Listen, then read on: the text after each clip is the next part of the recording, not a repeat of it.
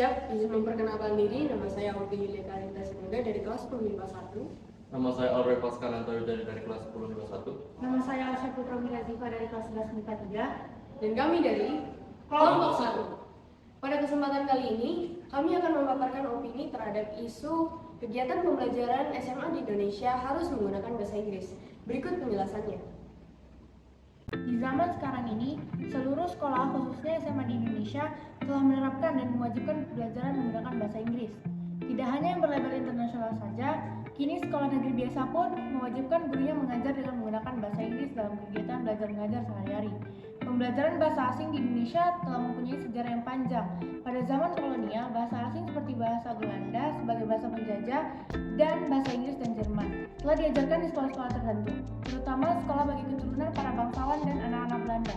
Hal ini membuat penguasaan terhadap bangsa asing di kalangan pribumi pada masa penjajahan Belanda menjadi penanda kelas sosial yang tinggi atau terhormat di masyarakat yang saat ini juga masih terjadi.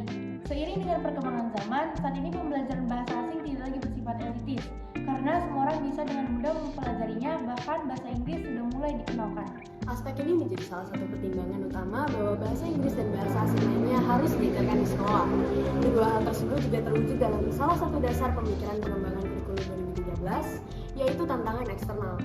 Dalam salinan lampiran Permendikbud nomor 69 tahun 2013 dijelaskan, tantangan eksternal antara lain terkait dengan arus globalisasi dan berbagai isu yang terkait dengan masalah lingkungan hidup, kemajuan teknologi dan informasi, kebangkitan industri kreatif dan budaya, dan perkembangan pendidikan di tingkat internasional. Dari sini kita dapat memahami bahwa menjadikan bahasa Inggris sebagai mata pelajaran wajib di sekolah menengah atas adalah kesempatan untuk mempelajari bahasa Inggris sebagai bahasa pengantar komunikasi internasional dan tercermin dalam semangat belajar.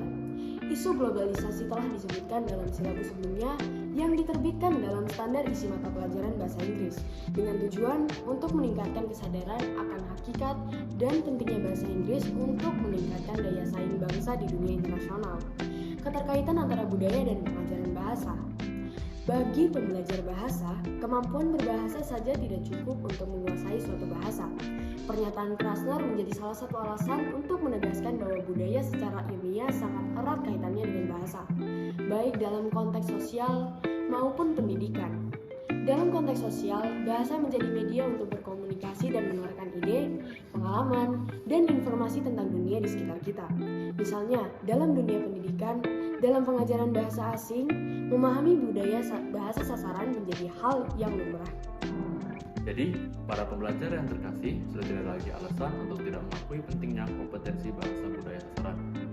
Dalam hal ini diperlukannya pemahaman terhadap budaya tutur perilaku, budaya bertanya, budaya memuji, budaya berterima kasih, budaya berpendapat setuju tidak setuju, dan lain-lain. Agar komunikasi dapat lancar dan efektif, maka diperlukan pemahaman budaya dari masyarakat untuk bahasa tersebut.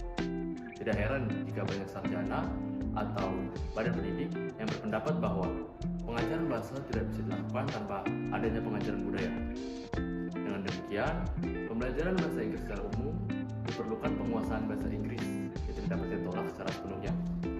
Namun, hal yang perlu kita sikapi dengan kritis adalah mengenai apa itu paradigma globalisasi dan apa tujuan kita mempelajari bahasa Inggris.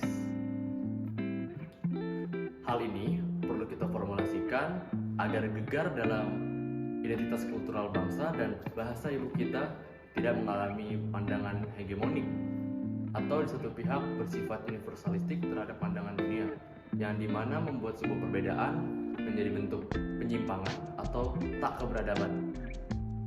Kenichi Omae menyatakan bahwa kita dilahirkan bukan untuk menjadi bagian dari sesuatu, melainkan untuk membeli, not to belong but to buy. Jadi melalui hal ini, identitas kita itu dapat terlihat dari apa yang kita konsumsi.